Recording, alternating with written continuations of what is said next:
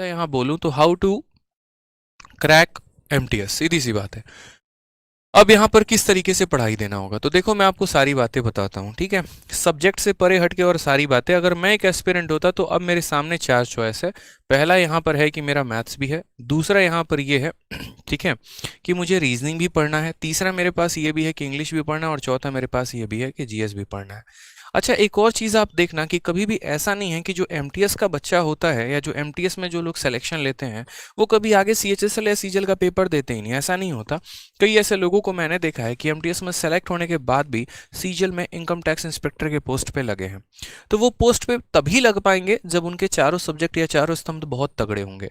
अगर आपको आगे चल के सीएचएसएल का भी पेपर देना है तो भी आपको ये चारों सब्जेक्ट पढ़ना ही पड़ेगा, आप इग्नोर किसी को नहीं कर सकते हैं। अगर आपके मन की ख्वाहिश है कि नहीं जिंदगी भर हम 25,000 के नौकरी पर ही रहने वाले हैं और हमेशा एमटीएस वाला ही काम करने वाले हैं, तो शायद आपको मात्र ये दो सब्जेक्ट जो है आपकी नैया पार करा सकते हैं। लेकिन अगर आपकी इच्छा जो है आगे तक और है कि हम सीएचएसएल की भी पढ़ाई करें, सीजीएल का भी हम मतलब एक तरीके से पेपर दें और एक अच्छे रैंक एक अच्छे पोस्ट पर सेलेक्ट हों, तो सिर्फ ये दो सब्जेक्ट से काम नहीं चलने वाला है। यानी अगर मैं सिर्फ और मेरा टारगेट होता कि मुझे एमटीएस निकालना है, मैं बहुत सेटिस्फाइड हूँ अपने लाइफ में, मुझे उससे आगे कुछ नहीं करना, तो मैं बस भाई ये दो सब्जेक्ट पढ़ के जाऊंगा और इनको उतना ही पढ़ता जिसके लिए मेरा क्वालिफाइंग इन नेचर है, भाई बात खत्म। लेकिन अगर भविष्य में मेरी कामनाएं बहुत बड़ी हैं, मेरी सोच बहुत बड़ी है, मुझे आगे बढ़ना है और एमटीएस लेवल तक ही नहीं रहना, तो यूँ समझ लीजिए कि आपके लिए चारों सब्जेक्ट फिर बराबर ही हैं। क्यों? नहीं पढ़ोगे तो आगे किसी और पेपर में स्कोर नहीं कर पाओगे। जैसे बच्चे पूछते हैं कि सर आपके पास 5-5 गवर्नमेंट जॉब कैसे आ गया, तो मैं हमेशा एक बात बोलता हूँ कि जिस दिन आपका भी सिलेबस कंप्लीट हो जाएगा और बहुत अच्छे तरीके से आपको अपने सब्जेक्ट पर कमांड हो जाएंगे ना, उस दिन आपके भी यहाँ पर जो है 5-5 सरकारी नौकरियां लग जाएगी। कोई बहुत बड़ी बात नहीं है, लेकिन उसके लिए ईमानदारी से इन सभी सब्जेक्ट को पढ़ना होता है। तो अभी आपको यहाँ पर काम ये करना है कि जो आप हमेशा जीएस को इग्नोर करके चलते थे ना, आप इसको कभी इग्नोर करके मत चलना भाई, बिल्कुल भी इग्नोरेबल नहीं है। एसएससी बार बार आपको अपने जो है नोटिफिकेशन नोटिस और अलग अलग जो है कोरिजेंडम से बार बार बताने की कोशिश कर रही है कि भाई इसको आप तवज्जो दो, इसको आप वैल्यू दो, इसको आप पढ़ो, नहीं तो आपकी लंका लगने वाली है। अब यहाँ पर खेल वही बच्चा करके जाएगा जिसका यहाँ पर जीएस बहुत अच्छा है, या जिसने करंट अफेयर्स अपने आप को अपडेट किया है, स्टैटिक्स से अपने आप को अपडेट किया है, जिसने सारे सब्जेक्ट पढ़े हैं।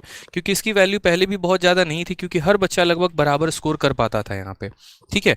तो यहाँ पर कोई बहुत बड़ा इंग्लिश की वजह से कभी आज तक एसएससी के पेपर में कोई बहुत बड़ा गेम चेंजर नहीं हुआ है कि इंग्लिश की वजह से पूरा इतिहास पलट गया, वैसा कुछ भी नहीं है।